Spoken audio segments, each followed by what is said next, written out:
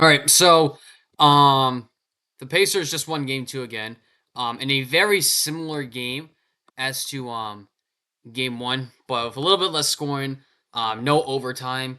Pascal Siakam taking over Tyrese Halliburton's role in the offense, um, and Miles Turner just be Miles Turner as always. I'm kidding. I'm kidding. I don't know why I went off of it, but um, and then even though the Knicks made, excuse me for the um lack of the silence there for a bit. I shouldn't have done that. But really, the only difference between this game and last game, right, is that Knicks made more free throws than they did in terms of percentage than the game before. Um, Pacers, I think, did worse from the line. Actually, yeah, they did a little bit worse. But this game, really, if we're being honest, I think kind of everyone had the feeling, considering this was a back and forth game, that this was just going to come down to the wire again. I have a feeling every game in this series will, just because it's Indiana, New York. What do you expect? It's this damn rivalry. Everyone should expect right now. Um, but Pacers up 2-0, man. The Knicks probably should be worried now at this point. Now that they've blown two games. Not blown. Well, they choked in game one. This game was just a back and forth that ended up not going their way. But really, if you like, sure, there's things that could be better. Obviously, Mitchell Robinson not having his ankle rolled up could have been better. Obviously, um, a lot of people could have played better for the Knicks, and a lot of people could have played better for the Pacers too. Right? The Pacers bench today was kind of bad, other than Ben Shepherd playing well for a bit and T.J. McConnell having a good offensive run for a bit. Right? I mean, Tony Bradley somehow ended up getting in this game, and he ended up being able to handle Mitchell Robinson's physicality better than Thomas Robinson. Not Thomas Bryant can. Not Thomas Robinson. Thomas Bryant. Excuse me. I don't know if Thomas Robinson is a real person. If oh no, I completely forgot that guy playing in the NBA knows an All American at Kansas. God damn it! I also think he's Glenn Robinson's son as well, if I'm not mistaken. So probably just got a double. Actually, is he Glenn Robinson's son or no? I don't know. I have no fucking idea, man. I don't care. I don't know because he's Marcus and Markeith Morris's brother, to be fair. So I don't know. I don't know. Should I don't know. I don't know what I'm going on about. But obviously, there's things both teams can do better, right? Comparing game one to game two, right? Game one, Pacers bench, other than Ben Shepard and Obi Toppin, did nothing, right? They weren't really effective, except TJ McConnell going on this run because they just weren't reliable defensively, right? This game, TJ McConnell had a better impact defensively and on the ball. Ben Shepard did Ben Shepard things. I'm surprised he hasn't gotten more minutes in these playoffs, considering how impactful he is. And then Tony Bradley, again, I'm going back to him. I'm kind of repeating myself on this, but him being impactful in this playoff series was something I don't think anyone had on their bingo card. When it comes to just handling Mitchell Robinson, because obviously Miles Turner can't handle him in a pinch, right? But Robinson's such a good offensive rebounder, right? Like in the third quarter, when I first tuned in the game in the third quarter, right? I had to watch highlights back of the game just to see what happened, but because I had to go to the gym and everything like that. But Mitchell Robinson at one point had more offensive rebounds, or had the same amount of offensive rebounds as the entire Pacers team combined. Which I don't know. I don't know what to tell you, but that he even on a rolled ankle, he's still good. He's just that kind of dude, honestly. And on the Knicks are lucky to have him because he's making a huge impact when the Pacers go to their bench. Because other than Tony Bradley, Thomas Bryant cannot do anything against him. Obi Toppin can't do anything against him. I bet Benedict Mathurin, if they had to put Robinson against him, they wouldn't be able to do it. Siakam can't handle him. Neesmith can't handle him. It has to. Turner is like the real only guy that can handle him like effectively, and even then, he still gives us offensive rebounds. So shout out to Robinson and shout out to McBride for playing their minutes pretty decently, I would say. Um, but obviously Josh Hart, energy as always, but just wasn't there. Just didn't get the ball tonight. Only got 3 shots, just out of +10. Um, yeah, this game was a lot similar to game one. Um, two nights ago. And that's why I don't know. I don't think there's a lot I can say really on the game other than just the fact that other than Tyrese Halliburton struggling, he did struggle to be fair, but luckily Siakam just had a masterclass, man. I mean, I should be talking about that more. To be honest, Siakam had his way tonight with anything he wanted. If he wanted to get to the line, he could have it. If he wanted his mid range, he could have it. If he wanted a three, he could have it. He just went off tonight, and he deserves a game MVP. Honestly, he carried this Pacers team to win because without him, they would not be in the position. They would be not up 2-0 today. So yeah, man, this Pacers team, even though they were 20-20 on the road this season, right? This team is just so good on the road in the postseason. You can go back to the Milwaukee series where they took 2 games. Actually, no, they took 1 game, but you know what I mean. They they played well on the run of the series, right? They took 2 games in 3 games in Cleveland, right? And now they've took 2 games here, right? This team is built for the playoffs at this moment. Um, if they keep playing, if we keep getting games like this, I don't see how the Knicks don't at least get 1 win in clutch time. I just don't. Even if Tyrese Halliburton is having an off game or an on game, they've got to win one at some point, right? I hope this game series goes to 2-2 and we can get the game 5, right? Because this series has been really good. So, um, just shout out to the Pacers. They got the job done, even though Tyrese Halliburton wasn't his best. Even though their bench did a little bit better this game, and even though they shot the free throw pretty poorly, they're still able to get a win. So shout out to them. Now, what do I think the Knicks need to do? Well, I think first of all, when you look at the Knicks, right? Karl Anthony Towns, he's aggressive getting to the 3 point line. He had 5 3 pointers tonight. He made 2 of them. He did his job when it comes to 3 pointers. I mean, really, it's just one of those games where it's close up, right? Like obviously, could they do better in defensive situations? Yes. These teams are just so dead even, and it's just and really what it comes down to, right?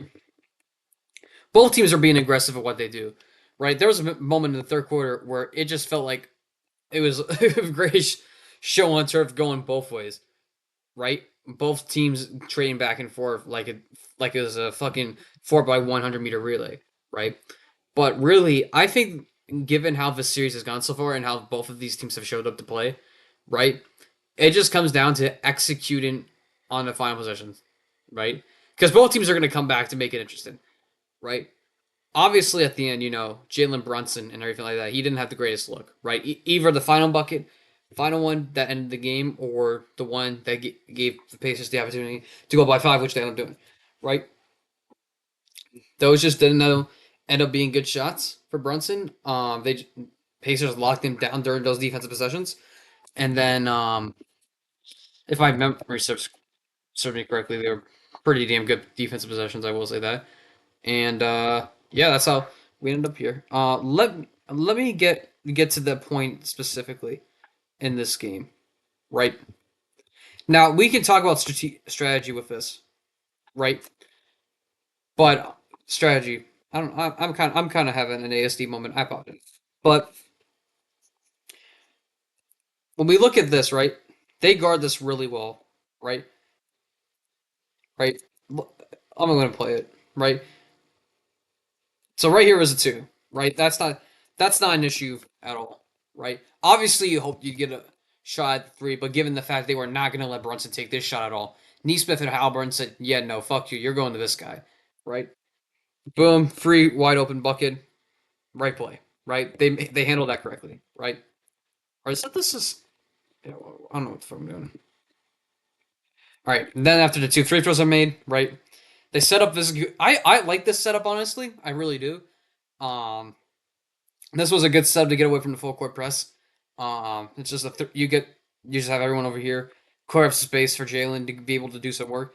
Um, luckily Miles was able to get the Brunson in time, and they had someone ready for that. So even then, I don't know how. Given how good Brunson is, I'm surprised they still were able to give up this amount of space.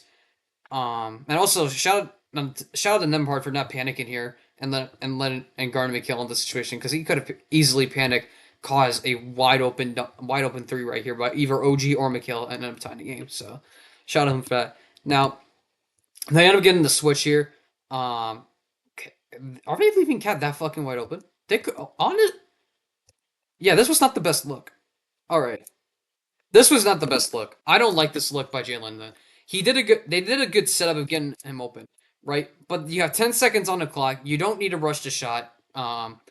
Clearly, Cat is right here wide open because Miles is saying, "Fuck this motherfucker." He's not making this shot, even though he actually did really well from three in this game, right? And that just ended up being him panicking. Even though Brunson's the most clutch player in the game, I think he could have handled the situation better. And simply put it, it looked like given this play, right?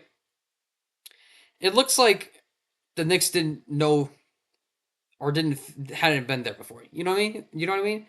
They didn't know how to handle closing time because this was abrupt. Honestly, this was really abrupt from Brunson. You don't really see him do this. You see him get to his spot, take his time, get through the pick and roll, analyze the situation, and get to a shot.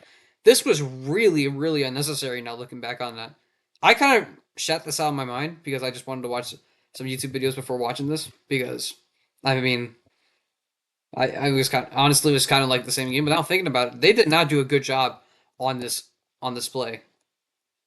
And then I don't know what the hell you expected with Josh Hart having to rebound against Miles Turner, but yeah, I'm surprised they only. I mean, they got locked down. To be fair, they tried to crash in, but it didn't end up working. That just felt like a prayer. Like if this was Curry against Matherin, or not Matherin, excuse me, Naismith, I'm taking that all day, right? And Jalen Brunson's good, but that was just too quick of a shot, in my opinion. That was just too quick of a shot. You probably could have got. You probably could. I know it's looking back on it, so obviously it's hindsight, right?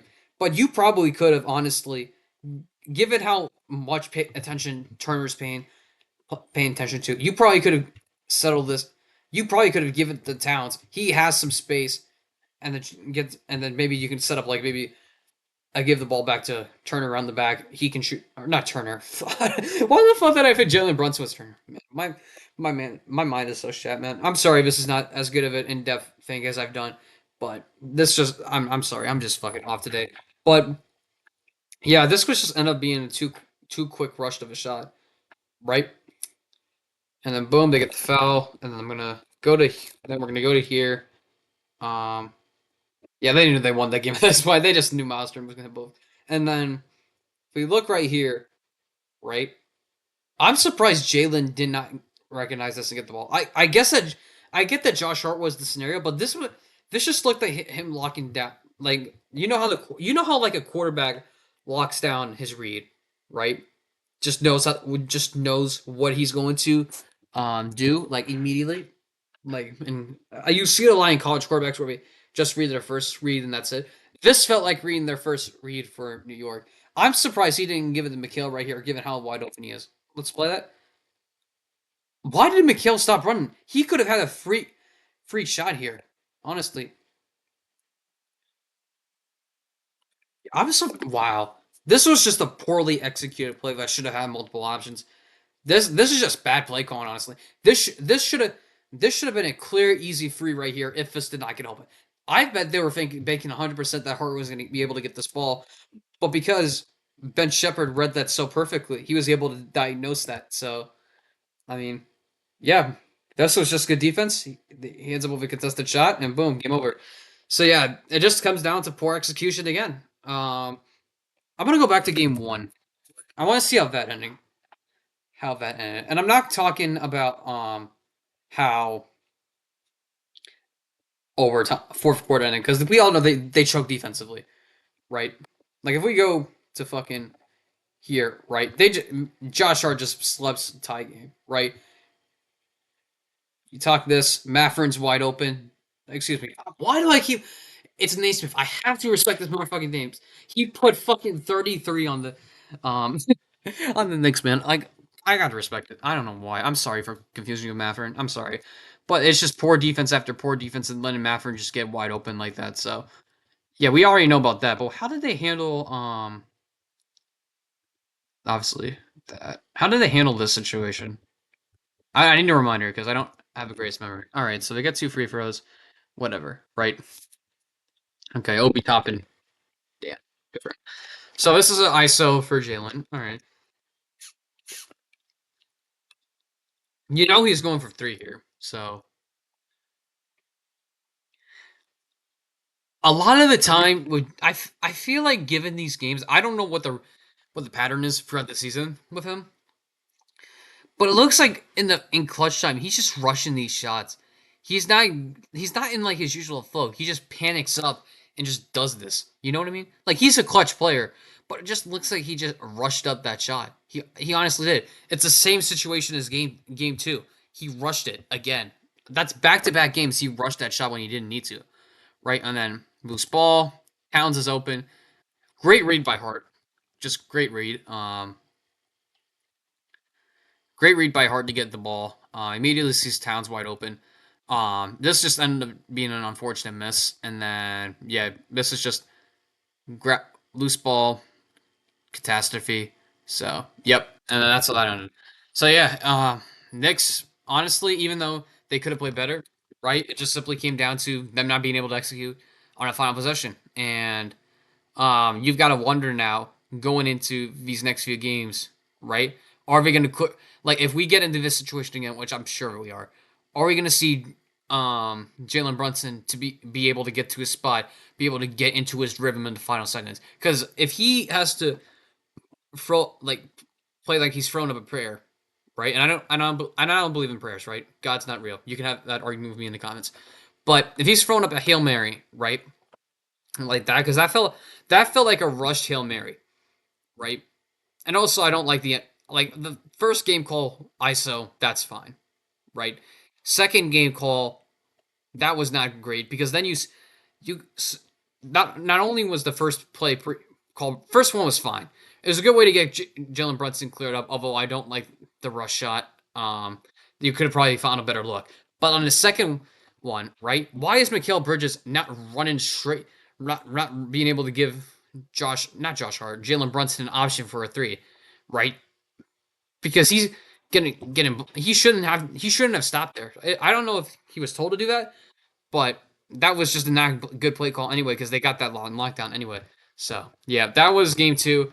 We'll see what happens in game three. Hopefully, we get another one of these because this series is gonna be really good. I didn't pay attention to much in game two because I got back during the middle of the third quarter, and I had some stuff to do when I got home. But even then, right, I kind of knew this game was going down to the wire. So when I took a few minutes to look at it. It was basically the same thing, right?